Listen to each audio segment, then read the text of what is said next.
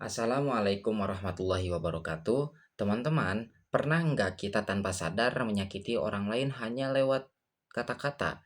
Padahal niatnya itu bercanda, tapi ternyata berdampak sangat buruk terhadap persahabatan kita. Dalam Islam, komunikasi bukan sekedar bicara, tapi juga bagian daripada akhlak yang sangat penting. Perkenalkan, saya Muhammad Ali Gufron, mahasiswa program studi pendidikan agama Islam semester 2 Fakultas Pendidikan Agama Islam dan juga Keguruan Universitas Garut. Dan pada video kali ini kita akan membahas tentang etika komunikasi dalam Islam. Dalam Islam ada kepentingan komunikasi. Manusia adalah makhluk sosial yang tidak bisa lepas daripada komunikasi. Setiap hari kita berbicara baik secara langsung maupun melalui digital. Namun dalam Islam, baik secara setiap ucapan akan dimintai pertanggungjawaban. Artinya, komunikasi bukan hal yang sangat sepele, tapi bagian dari amal yang dinilai yang bisa memberikan kita nilai ibadah kepada Allah Subhanahu wa taala.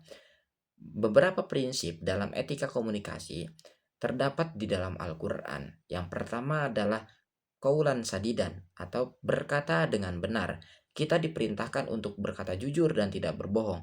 Apa adanya. Kita ketahui, itulah yang kita ucapkan.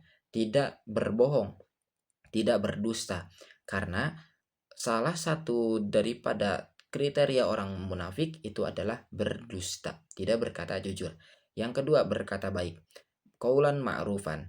Ucapan itu harus sopan, tidak kasar dan tidak menyakiti orang lain, bahkan tidak sampai menggunjing orang lain. Karena itu bisa menyakiti hati mereka. Yang ketiga, berkata dengan sesuatu atau dengan bahasa yang mudah difahami atau qaulan maisuro. Komunikasi itu harus jelas dan tidak membingungkan. Agar apa? Agar tidak terjadi kesalahpahaman. Yang keempat, berkata dengan lemah lembut, qaulan layyinan. Bahkan kepada orang yang salah sekalipun, kita tidak tetap dianjurkan berbicara dengan lemah lembut.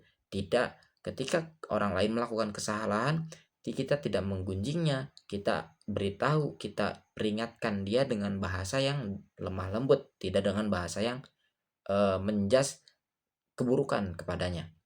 Dan selanjutnya, teman-teman, larangan dalam komunikasi itu selain perintah Islam, Islam juga memiliki larangan dalam bentuk komunikasi yang buruk seperti apa? Gibah, fitnah, berkata kasar atau menghina dan juga berbicara tanpa ilmu. Nah, kita ini sekarang di media sosial ini banyak sekali orang-orang yang dia itu berbicara tanpa menggunakan ilmunya. Jadi dia tidak memiliki ilmu, akan tetapi dia berbicara, tidak memiliki ilmu agama tapi dia berbicara tentang agama. Jadi ini bisa dollun mudillun, bisa sesat, dia juga sesat dan juga menyesatkan. Lalu sekarang kan zamannya zaman media digital. Lalu bagaimana etika etika berkomunikasi dalam media digital? Zaman sekarang ini, komunikasi ini tidak bukan hanya secara langsung, tapi juga melalui media digital. Ada beberapa hal penting yang perlu kita perhatikan ketika berkomunikasi di dalam media digital.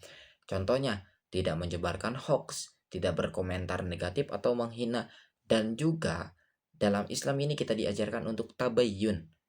Tabayyun itu apa? Ketika kita mendapatkan suatu berita, sebelum kita men-share-nya, sebelum kita membagikan kepada orang lain, kita tabayyun dulu, kita cari penjelasannya sejelas-jelasnya agar kita tidak termasuk orang-orang yang menyebarkan fitnah. Contoh nyatanya dalam kehidupan sehari-hari, saat kita berbeda pendapat, kita sering langsung membantah dengan emosi. Padahal dalam Islam, kita dianjurkan untuk tetap tenang dan juga menghargai lawan bicara.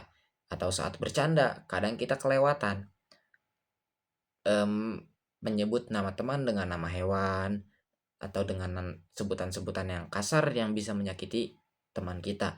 Padahal Rasulullah SAW mengajarkan bahwa bercanda pun harus tetap dalam kebaikan.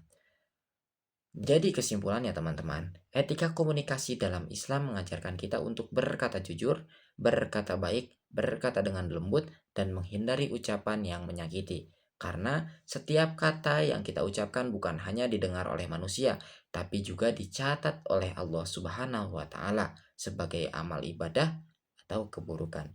Semoga kita bisa lebih menjaga lisan kita dalam kehidupan sehari-hari.